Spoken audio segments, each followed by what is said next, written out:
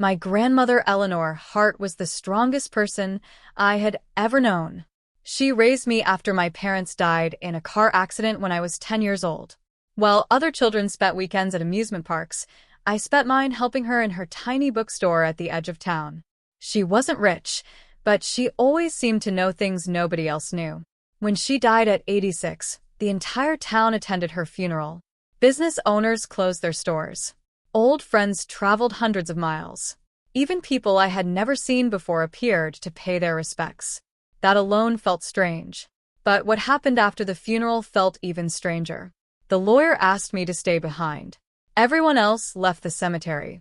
Then he opened his briefcase and carefully placed a small wooden box on the table. The box looked ancient. Dark oak. Heavy brass lock. No key. Attached to the handle was a handwritten note. I immediately recognized my grandmother's handwriting. My hands trembled as I unfolded it. There was only one sentence. Never open this box alone. I looked up. What does that mean? The lawyer swallowed nervously. For a moment it looked like he wanted to tell me something. Then he simply shook his head. Your grandmother said you would understand when the time comes. I didn't understand anything. But as I carried the box home that evening, I couldn't shake the feeling that my grandmother had left me something far more valuable than money. Something she had been protecting her entire life. And somehow, it now belonged to me. For the next 3 days, the box never left my sight. I placed it on the dining room table, where I could see it from almost every corner of the house. At first, I told myself it was just an old family heirloom. Maybe my grandmother had hidden jewelry inside. Maybe old photographs. Maybe letters from my grandfather. Nothing more. But the longer I looked at it, the more uneasy I felt. There was something strange about the entire situation. Why had my grandmother written that note? Why not simply tell me what was inside? And why had the lawyer looked so nervous? The questions followed me everywhere. At work. At home. Even in my dreams. By the third night, I was exhausted. Around midnight, I finally went to bed. The box remained locked inside my study. I remember looking at it one last time before turning off the lights. Everything seemed normal. But at exactly 2:17 a.m., a loud crash shattered the silence. My eyes flew open. For a second, I thought I was dreaming. Then I heard another sound. Glass breaking. Someone was inside the house. Adrenaline rushed through my body. I grabbed my phone and quietly stepped into the hallway. The house was dark. Silent. Except for faint footsteps coming from downstairs. My heart pounded. I carefully moved toward the staircase. The moment I reached the bottom step, I froze. A shadow moved across the living room. Someone was searching my house. I immediately called the police. Then I hid behind the kitchen wall and listened. The intruder wasn't acting like a normal thief. There was no rush, no panic, no random destruction. Whoever it was seemed to be looking for something specific. Drawers opened. Cabinets slammed shut. Papers scattered across the floor. The search continued room after room. Then suddenly, everything stopped. Silence. A few seconds later, I heard footsteps heading toward the front door. By the time I gathered the courage to look outside, the intruder was gone. Police arrived minutes later. They searched the property, collected fingerprints, took statements, but they found almost nothing. The strange part came during the inventory check. The officer looked at me with confusion. Are you sure nothing's missing? I checked every room. The television was still there. The laptop. The watches. Cash. Everything remained untouched. Nothing had been stolen. The officer frowned. That's unusual. I agreed. Very unusual. Then I suddenly remembered the box. My stomach tightened. I ran toward the study. The wooden box was still sitting on the desk. Untouched. At least that's what it looked like. But something felt wrong. I moved closer and noticed tiny scratches around the lock. Someone had tried to open it. My blood ran cold. The intruder hadn't come for money. They hadn't come for valuables. They came for the box. The officer examined the scratches. You think this was their target? I don't know. But deep down, I already knew. The answer was yes. The next morning, I visited the lawyer. The moment he saw me carrying the box, his face turned pale. I placed it on his desk. My house was broken into last night. His eyes widened. What? Someone searched every room. He stared at the box, then looked back at me. They were looking for that. It wasn't a question. It was a statement. I leaned forward. You know what's inside, don't you? The lawyer hesitated.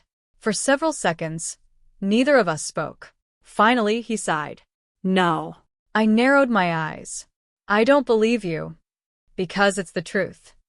He rubbed his forehead. Your grandmother never told me what was inside. Then why are you so nervous? His expression darkened. Because 25 years ago. He stopped, as if debating whether to continue. What happened 25 years ago? The lawyer swallowed hard. Then he whispered something that made my entire body tense. 25 years ago, another man received that same box. I stared at him. What happened to him? The lawyer looked away. For the first time since I'd known him, he seemed genuinely afraid. When he finally spoke, his voice was barely audible. He disappeared. The room suddenly felt colder. What do you mean disappeared? No one knows. The lawyer's hands trembled. He opened the box. And 3 days later, he vanished. A chill ran down my spine. I looked at the wooden box sitting between us. The scratches. The break-in. The warning. The missing man. Suddenly, this wasn't a family mystery anymore. It was something much bigger. Something dangerous. And for the first time since my grandmother's death, I began to wonder if opening the box was a mistake. But it was already too late, because somewhere outside that office, someone else was still searching for it, and they were getting closer. As I left the lawyer's office, my phone vibrated. A message from an unknown number appeared on the screen. There were only 6 words. Do not open the box alone. And attached to the message was a photograph of my house taken just minutes earlier. I stared at the message on my phone. Do not open the box alone. The words felt familiar, almost identical to the warning my grandmother had left behind. But the photograph attached to the message terrified me even more. It showed my house. Not an old picture. Not a random image from the internet. A recent photograph, taken only minutes earlier. Someone was watching me. The realization sent a chill down my spine. I immediately looked around the parking lot outside the lawyer's office. Cars. People. Nothing unusual. Yet somewhere nearby, someone knew where I was, and they wanted me to know it. I quickly called the number. It was disconnected. No answer. No voicemail. Nothing. The lawyer watched my face carefully. What happened? Without saying a word, I handed him the phone. The moment he read the message, his expression darkened. You're being watched. That's becoming obvious. For a few seconds, we sat in silence. Then I asked the question that had been bothering me since the funeral. Who was the man who disappeared? The lawyer looked uncomfortable, but this time he answered. His name was Thomas Reed. Who was he? A journalist. That caught my attention immediately. A journalist? The lawyer nodded. Investigative reporter. I frowned. What does that have to do with my grandmother? The lawyer sighed. Years ago, Thomas spent months investigating something hidden in this town. What? I don't know. But whatever he found terrified him. I looked at the box sitting on the desk. The mystery was becoming bigger by the hour. The lawyer continued. Shortly before he disappeared, Thomas met your grandmother several times. My pulse quickened. Why? No one knows. The lawyer paused. But after his disappearance, your grandmother became extremely protective of that box. I stared at the lock. 25 years. Whatever secret it contained had survived for decades. People were still searching for it, still afraid of it, still willing to break into houses because of it. I finally stood up. I'm opening it. The lawyer immediately shook his head. No. What? Not here. Why not? His voice dropped. Because your grandmother's rule wasn't a suggestion. For a moment, neither of us spoke. Then he pointed toward the note. Never open this box alone. The words suddenly felt heavier, more serious, almost like a warning. Not from danger inside the box, but danger outside it. That evening I drove home. For the first time, I noticed things I had ignored before. A black SUV parked across the street. A man sitting inside, watching. The moment I slowed down, the vehicle drove away. My stomach tightened. Maybe it was coincidence. Maybe not. Inside the house, I locked every door, closed every curtain, then placed the box on the kitchen table. For nearly an hour, I simply stared at it. The mystery was consuming me. Finally, I made a decision. If I wasn't supposed to open it alone, then I wouldn't. I called the only person I trusted completely, my best friend, Daniel. We had known each other since childhood. An hour later, he arrived. The moment he entered the kitchen, he looked at the box. That's the famous mystery box. I nodded. Daniel laughed nervously. People are breaking into houses for this thing? Apparently. His smile disappeared. Okay, that's weird. I handed him the note. He read it twice, then looked up. You really think something important is inside? I glanced toward the window. I think someone does. For a few seconds, neither of us spoke. Then Daniel sat down. Let's do it. My heart started racing. After days of uncertainty, the moment had finally arrived. The lock was old, but not impossible to remove. Using a small toolkit, Daniel carefully worked on the mechanism. Minutes passed. Neither of us said a word. The tension in the room was unbearable. Then suddenly, click, the lock opened. My heart nearly stopped. Daniel slowly lifted the lid. Both of us leaned forward, expecting treasure, jewelry, money, documents, something. Instead, there was only one item inside. A single yellowed envelope. Nothing else. No gold. No diamonds. No fortune. Just an envelope. Daniel looked disappointed. That's it. I carefully picked it up. The paper felt fragile, ancient. Across the front were handwritten words. Words that instantly made my blood run cold. To be opened only by Michael Hart. I froze. Daniel looked confused. Who's Michael Hart? For several seconds, I couldn't answer. Because Michael Hart was my name. My full name. The name almost nobody used anymore. And yet this envelope looked decades old. Far older than it should have been. Slowly, I opened it. Inside was a letter. And a photograph. The moment I saw the photograph, the room spun around me. It showed my grandmother standing beside 3 other people. 2 men. 1 woman. All smiling. All young. All strangers. Except for one thing. One of the men looked exactly like me. Not similar. Not close. Exactly. Same eyes. Same face. Same smile. Daniel stared at the picture. Then at me. Then back at the picture. His face turned white. What the hell? My hands trembled. Because the photograph was dated 1978. More than 20 years before I was born. And yet somehow, a man in that picture looked exactly like me. As I turned the photograph over, I discovered a handwritten message on the back. If you're reading this, then they finally know where you are. And beneath it, a name I had never seen before. Project Phoenix. For several seconds, neither Daniel nor I spoke. The photograph lay on the table between us. The date stared back at me. 1978. And the man standing beside my grandmother looked exactly like me. Not similar. Not a family resemblance. Exactly. It felt impossible. Daniel broke the silence first. Michael. His voice sounded shaky. Tell me you're seeing this too. I swallowed hard. I am. The room suddenly felt smaller, colder, more dangerous. Slowly, I picked up the photograph again. There had to be an explanation. A relative. A grandfather. An uncle. Something. Anything. But deep inside, I knew none of those explanations fit. The resemblance was too perfect. Then I remembered the letter. Carefully, I unfolded the remaining pages. At the top was a single sentence. If you've opened this, then Project Phoenix has finally found you. My heart pounded. Project Phoenix. The name from the back of the photograph. I continued reading. Michael, if you are reading this, then I have failed. For decades, I hoped this secret would die with me. Unfortunately, some secrets refuse to stay buried.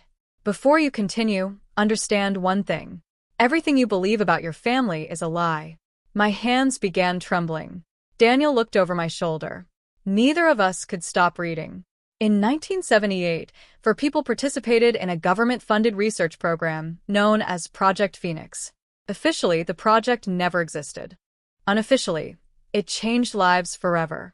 The goal was simple: to study genetic inheritance, intelligence, memory, and human potential across generations. At first, participants believed they were helping scientific research. They were wrong. I stopped reading. The words felt unreal. What kind of project was this? Daniel shook his head. I don't know. I continued. As the years passed, the experiments became more secretive, more dangerous. Participants began disappearing. Records vanished.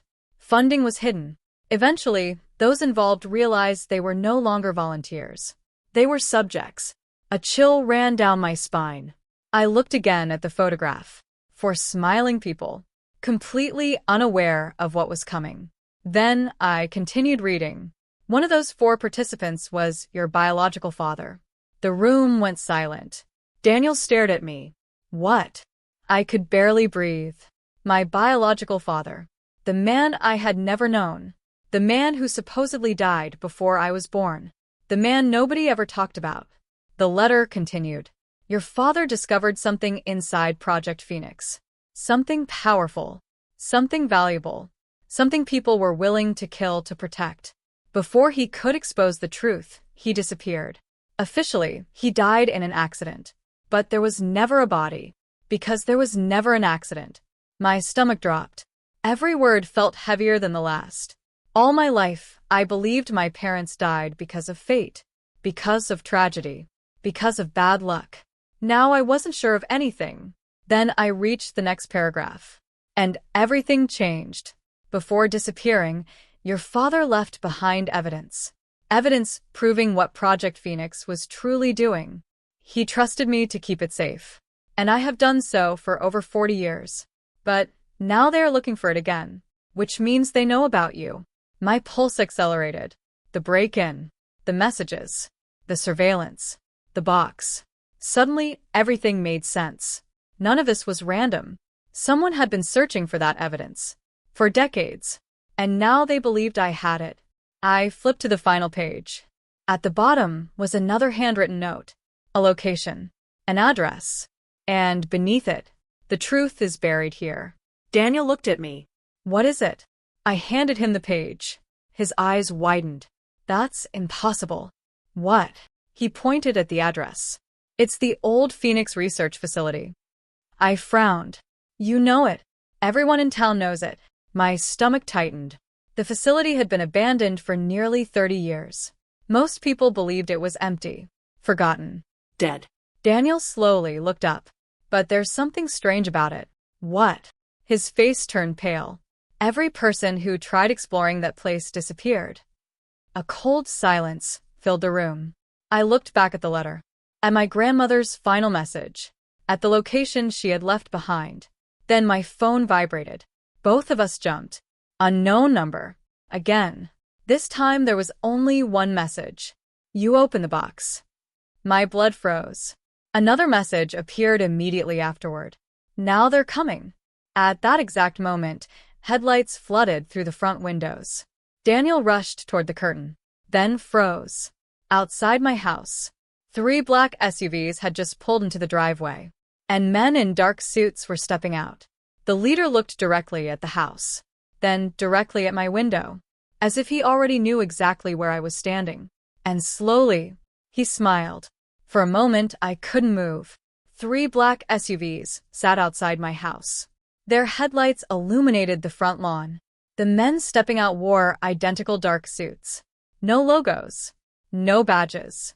No identification. Yet somehow, they carried themselves with complete confidence, as if they already owned the place. Daniel slowly stepped away from the window. What do we do?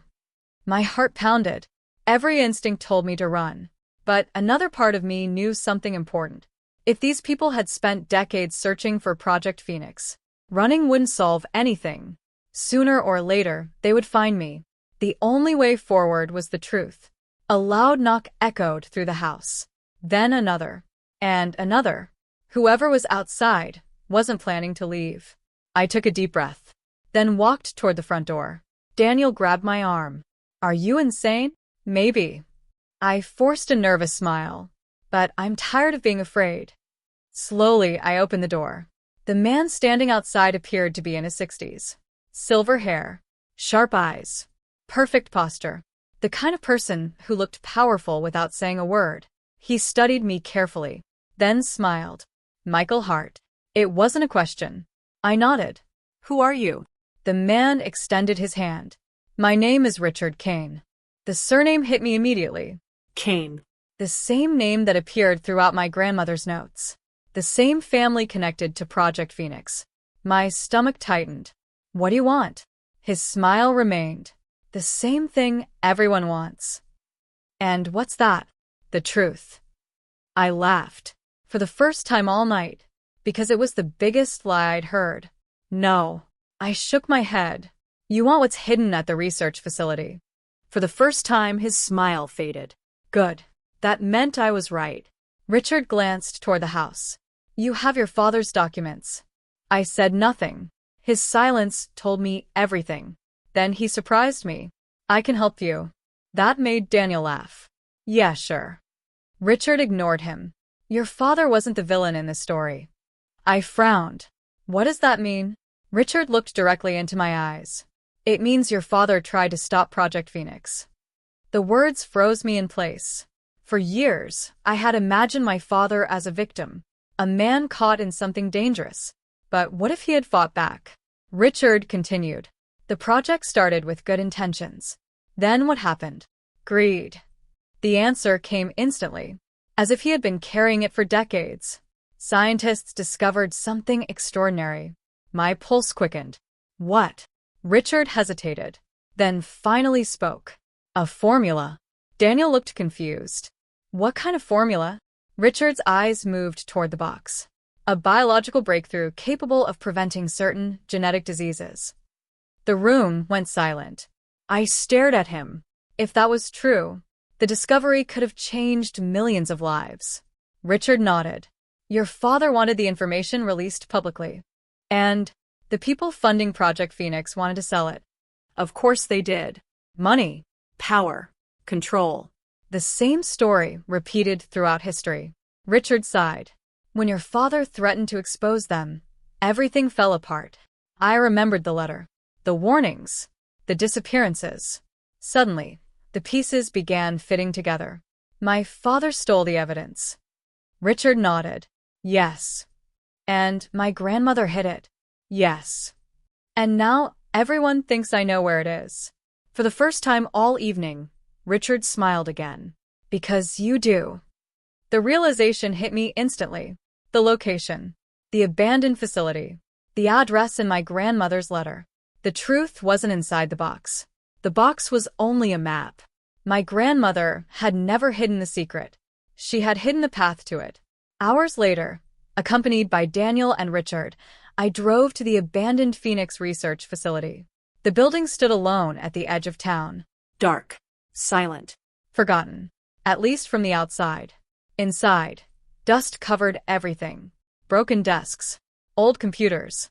Faded documents. The remains of a project buried by time. Eventually, we reached the basement. There, hidden behind a collapsed wall, we found a small metal safe. My heart raced. This was it. The final secret. Inside the safe were dozens of files. Research documents. Financial records. Videotapes. And one final letter from my father. With trembling hands, I opened it. Michael, if you're reading this, then the truth survived. That's all I ever wanted. Project Phoenix wasn't evil. The people controlling it were. Knowledge should belong to everyone. Not the powerful. Not the wealthy. Everyone. If this information reaches the world, then everything we sacrificed was worth it. Including me. I love you. Always. Dad. Tears filled my eyes. For the first time in my life, I felt connected to the man I had never met. Not through stories. Not through photographs. But through his choices. His courage. His sacrifice. Over the following months, The documents were handed over to investigators and journalists. The truth spread quickly. Corrupt officials were exposed. Executives faced charges. Hidden records became public. For the first time in decades, the Phoenix secret belonged to everyone. Exactly as my father intended. 1 year later, I stood beside my grandmother's grave. The sun was setting. A gentle breeze moved through the cemetery. I placed the wooden box beside her headstone. The same box that had changed everything. The same box she had protected for 40 years.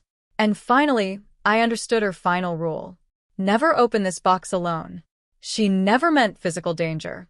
She meant something deeper. Some truths are too heavy for one person to carry. They require trust. Family. Friends. People who stand beside you when everything changes. I smiled, then whispered softly, "You kept your promise, Grandma." For a moment, the world felt peaceful. The secrets were gone. The truth was free. And for the first time in decades, the Phoenix had finally risen.